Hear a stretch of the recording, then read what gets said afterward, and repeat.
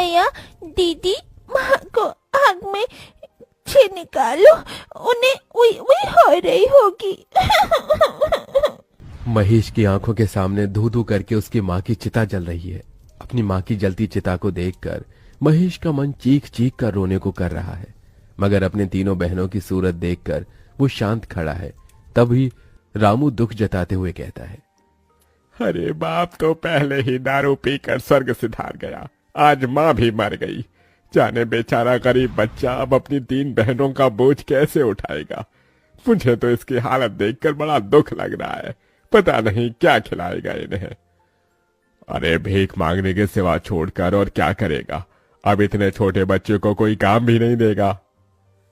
लोगों की तरह तरह की बातें सुनकर और माँ की मौत का दुख झेलकर 12 साल के महेश का मन किसी काठ सा मजबूत हो गया था।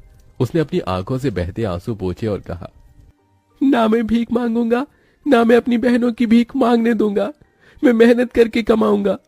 आप लोगों मेरे दुख में आए, बड़ी मेहरबानी। अब चले जाइए। महेश समझ गया था कि इस दुनिया में हर किसी को अपनी मदद खुद ही करनी पड़ती है। महेश 6 महीने की नंदिनी को गोद में लिए अपनी बाकी 2 छोटी बहनों योगिता और प्राची के साथ अपनी टूटी फूटी झोपड़ी में आ गया। तभी 5 साल की प्राची ने भूख जताई। भैया भूत लेती है, खाना चाहिए, माँ तो मर गई, अब हमको खाना बनाकर कौन खिलाएगा। अपनी गरीब बहन की बात सुनकर महेश की आंखों में आंसू की बदरा बरस गई। अरे छुटकी, तेरा भैया है, मैं बनाऊंगा खाना। फिर जैसे वो राशन के डिब्बे में देखता है तो बस थोड़े से चावल रखे होते हैं। महेश चूल्हे का धुआं सहकर गीले चावल बनाने लगा और दोनों बहनें योगिता और प्राची नंदिनी को गोद में लिए टकटकी लगाई चूल्हे की ओर देखती रहीं। तभी महेश का हाथ जल गया। माँ! क्या हुआ भैया, आप ठीक तो हो? योगिता को अपने गरीब भाई से बहुत लगाव था। हाँ बहन, मैं ठीक हूँ।